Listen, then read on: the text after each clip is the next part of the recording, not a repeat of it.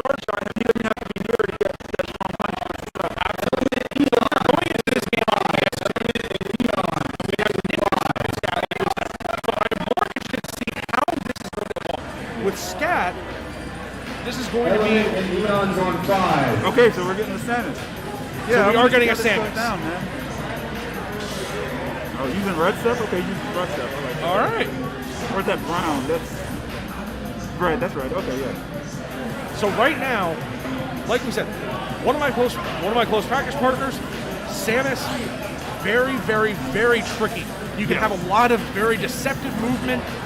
It's all about that mastery of the charge shot. You have to keep your eye on the ball. Always remembering, what is that charge shot percentage at? And that was interesting. Seph went for a neutral air on Samus' shield, and she up-beat out of that. That's a big deal because that move is relatively safe. And if she can reliably punish that without beat, Seph's gonna have a hard time.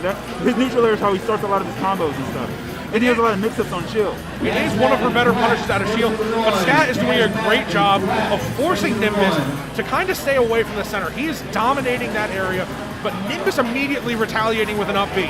This match really competitive right now, very even. Although Samus is much heavier than Sephiroth, she is a bit floaty, so this is going to be interesting how it works out. Now, the fact that she's floaty can hurt her. She'll be in the air longer, and it'll be easier for Sephiroth to kind of stab her with his sword. So, well, in that same token, Nimbus has been doing a great job holding this advantage state. He's not choosing any greedy options. Here we go, Nimbus setting up a ledge trap, the traditional Samus bomb trap. How will Seph get off? Great job dodging the charge shot. That trade was very much in Seph's favor. He got Jack on the stage.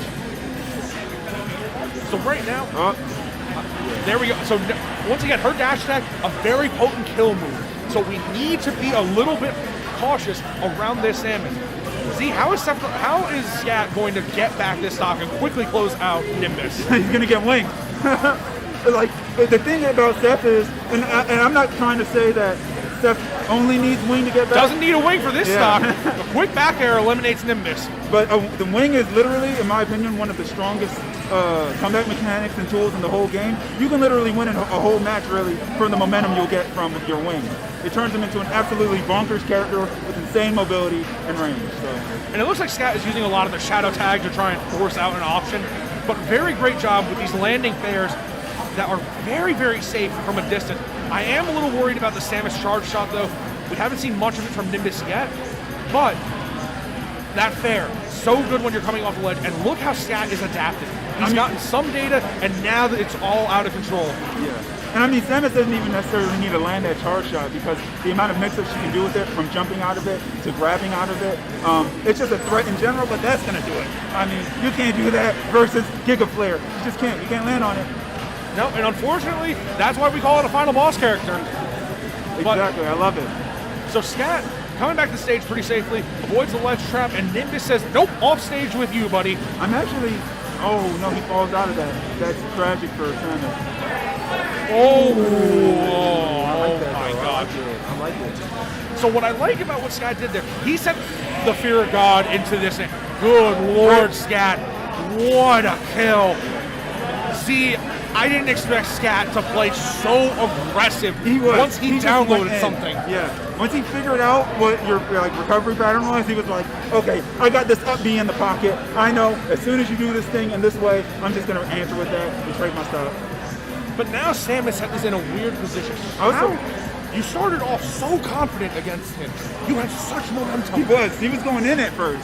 But how do you, on Greninja, see, how does this change the matchup for Sephiroth? Oh man, I don't know much about this matchup yet. The character is so new, and this is one of those characters you don't see a lot of. Something that's going to be very interesting is Greninja might be able to jump in on Sephiroth really well. He's got really good speed and really good movement. And Sephiroth comparatively doesn't, at least when he doesn't have his wings. One thing that I'm definitely a little bit worried about right now is how Greninja is pushing disadvantage so aggressively. We saw the ScAtt download last game, and this is looking a little reminiscent of that game, isn't it? Yeah. I'm interested to see how Greninja deals with the neutral airs on shield and stuff, because I've heard Greninja doesn't have good out-of-shield options. Nope, your out-of-shield option is called jump. Right, and that can be dangerous versus Sephiroth. The character is designed around conditioning. He wants to make you do things, and then once he knows what you're going to do, he can place a hitbox there that's so strong it's just going to take you out really early. So. One thing that I think ScAtt is doing very well right now, he's calling out these aerial approaches from Nimbus, but Nimbus doing such a good job staying grounded and trying to get ScAtt to jump preemptively. Also, ooh, that was great. Almost a quick call out from ScAtt. Well, I like that. Greninja is also kind of a slippery character that's very small, so I'm interested to see how he works around getting around Sephiroth's attack. Oh, that read was great. And that's that conditioning we're talking about. He kind of got a read on how he moves out of shield at this point, and he knew just turn around, put that forward tilt there, and that's the stuff that Sephiroth's going to be doing. And one thing that I think ScAtt is doing exceptionally well right now, he's holding center but knows when to retreat. He pushes his advantage just to that line and immediately pulls back.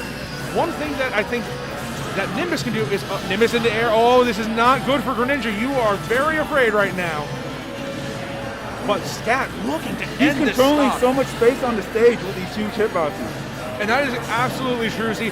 But I fear that ScAtt is going to look to end this stock right now. There is no time to waste. And this ledge trap is so scary.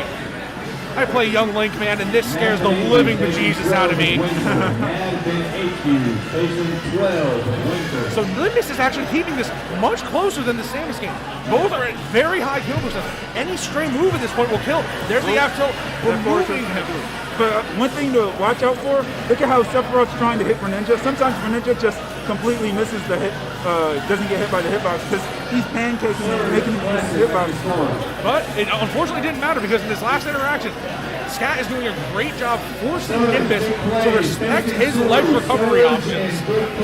And here we go, ScAtt setting up that wall of oppression, trying to keep Nimbus out and force unfortunate trades. Nimbus has to find his kill soon, but he's having a hard time finding Sephiroth doing anything punishable. Catches him in his dash with the forward air, aggressive option out of nowhere. Sometimes that's what you gotta do, you just gotta throw it out. That forward air is kind of safe. Yeah, so. ScAtt was almost that percent where it is not, you are out of options as Greninja. Yeah. But ScAtt continuing this juggling streak, and now, oh my goodness, ScAtt, the DI mix-ups. Yeah. Those DI mix-ups are crazy. You never know what direction the DI Sephiroth throws, because if you try to DI out to survive, you might get thrown into a tech situation instead.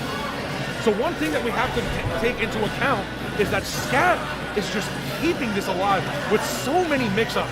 You see that he's B-reversing his flare, his giga, and he called out with the back air. Immaculate edge guarding from ScAtt going to have a whole stock lead, essentially, versus Nimbus.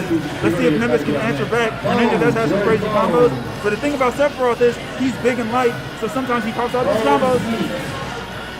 One thing that we need to be very careful about is that Nimbus cannot extend his advantage too far. Look, Sephiroth is like, you can come with a straight forward air, a straight back air, you name it. But good lord, be careful in front of him. He misses he had a good idea, but ScAtt was ready for that option. And he keeps getting hit by these shadow flares. You gotta be careful. Unfortunately, Nimbus is just too hungry for this kill right now. I mean, understandably so, but what's he gonna do? See, I love how ScAtt runs back and forth, force you in that corner, you don't know what to do, and Sephiroth has those huge hitboxes. He can cover like every option. Yeah, and I think one thing he needs to be afraid of is ScAtt's okay to play defense. ScAtt gets his wing, now I am petrified if I am Nimbus. Yeah. This is a situation you don't want to be in. And up goes the up tilt. ScAtt takes it 2-0. Swag finish, that was great from ScAtt. Great showings from both players.